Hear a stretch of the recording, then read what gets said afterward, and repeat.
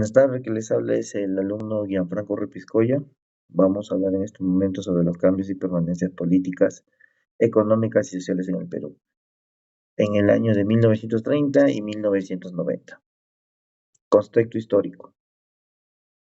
Vamos a hablar primero sobre los antecedentes, que ocurrió antes de 1930. En 1919 y 1930 fue el oncenio de Leguía. Denominó a su gobierno como la Patria Nueva. Impulsó su proyecto modernizador del país. Entre 1930 y 1968, crisis del orden oligárquico. Pasaron 5 periodos de gobierno. Hubo tensiones entre el gobierno, su lineamiento oligárquico y las reivindicaciones radicales de reformas agrarias. Entre 1968 y 1980 fue el gobierno revolucionario de las Fuerzas Armadas. Pasaron los gobiernos de Velasco Alvarado y Morales Bermúdez. Al inicio de este régimen, el Perú se enfrenta a intereses de empresas extranjeras que gozaban de privilegios. Entre 1980 y 1990, retorno a la democracia. Al inicio de esta década se da el quinto esfuerzo de transición hacia la democracia, desde la restauración del régimen constitucional. Crisis de orden oligárquico. En 1931 a 1939 fue el gobierno de Sánchez Cerro. En 1939 a 1948, gobierno de Padro Ugarteche. De 1948 a 1956, Ochenio de Odría. De 1956 a 1962, el segundo gobierno de Padro Ugarteche. De 1963 a 1968, el gobierno de Fernando Belaúnde Terry. Enrique Mayor, el presidente, habla sobre el presidente elegido que puso en marcha la primera reforma agraria. Gobierno revolucionario de las Fuerzas Armadas, de 1968 a 1980. Según Mayer, edición 2013, el régimen es recordado por la ejecución de la reforma agraria más radical de América Latina, y esta se llevó a cabo sin derramamiento de sangre. La revolución desde arriba comenzó en la madrugada del 3 de octubre de 1968. Un cuerpo de élite de Rangers ingresó al palacio y detuvo a un sorprendido Fernando Belaúnde y lo deportó en un avión a Buenos Aires. El régimen Velasco duró hasta la instauración del gobierno Morales Bermúdez, quien lo destituyó en el año de 1975. Gobierno revolucionario de las Fuerzas Armadas. Mayer edición 2013. Continúa con la revolución original, llamado segunda fase, pero en realidad dio marcha atrás. Abrumado por los problemas económicos, tuvo que reducir gastos y devaluar la moneda. Estuvo rodeado por dictaduras hostiles en Brasil, Chile, Argentina y Ecuador, e incómodo por sus relaciones con Estados Unidos y los acreedores internacionales. El gobierno de Morales Bermúdez se volvió más represivo que el de Velasco.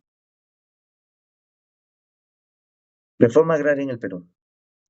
Durante el gobierno de Manuel Odría se promulgó un primer decreto que especifica que el Estado tenía la capacidad de expropiar tierras que estuviesen trabajadas. A pesar de ello, no hubo cambios significativos, pero representó un precedente importante. Todo lo mencionado fue importante para que un 21 de mayo de 1964, durante el gobierno de Fernando Belaúnde, se promulgue una primera ley de reforma agraria. No obstante, ello no trajo consigo cambios en el panorama existente. Por lo contrario, hubo frustración por parte de los grupos beneficiados y muchas críticas entre los poderes de influencia, que creían en la urgencia de dicha medida. Reforma agraria en el Perú.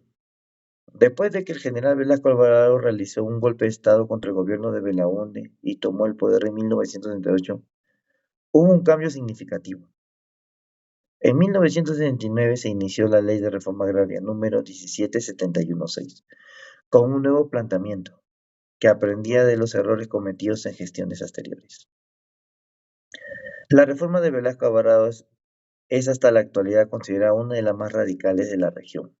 y se debe a que durante sus años de aplicación se llevó a expropiar 15.826 fundos y más de 9 millones de hectáreas. Ahí tenemos la ley número 17716, artículo 1. La reforma agraria es un proceso integral y un instrumento de transformación de la estructura agraria del país, destinado a sustituir los regímenes de latifundio y minifundio por un sistema justo de propiedad, tenencia y explotación de la tierra, que contribuye al desarrollo social y económico de la nación. Mediante el ordenamiento agrario que garantice la justicia social en el campo y aumente la producción y productividad del sector agropecuario, elevando y asegurando los ingresos de los campesinos, para que la tierra constituya para el hombre que la trabaja base de estabilidad económica, fundamento de su bienestar y garantía de su dignidad y libertad. ¿La reforma agraria ha sido beneficiosa? Esa pregunta nos hacemos. Desde mi punto de vista en lo político, económico y social, la reforma agraria ha sido beneficiosa, puesto que permitió la ejecución del Plan Velasco Alvarado, con la eliminación del sistema colonial de hacendados y servidumbre, que era una vergüenza nacional de la sociedad peruana, un acercamiento a la distribución equitativa de la tierra y mejora de la producción agrícola del país.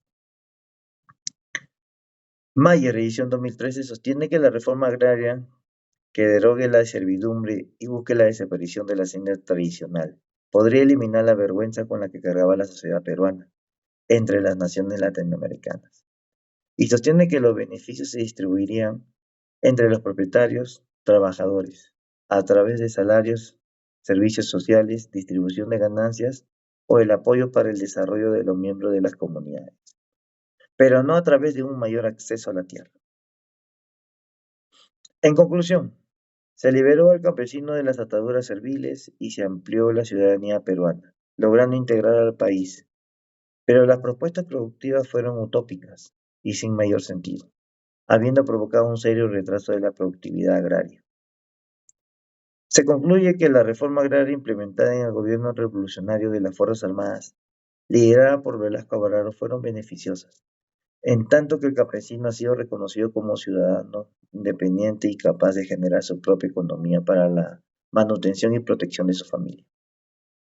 Por otro lado, a pesar de que existe un debate, considero que toda aquella productividad antes de la reforma agraria han sido por la explotación de la mano de obra campesina, y que el empresario fue el más beneficiado.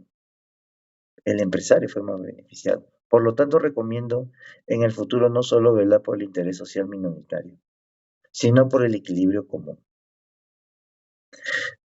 Bueno, les agradezco por haber escuchado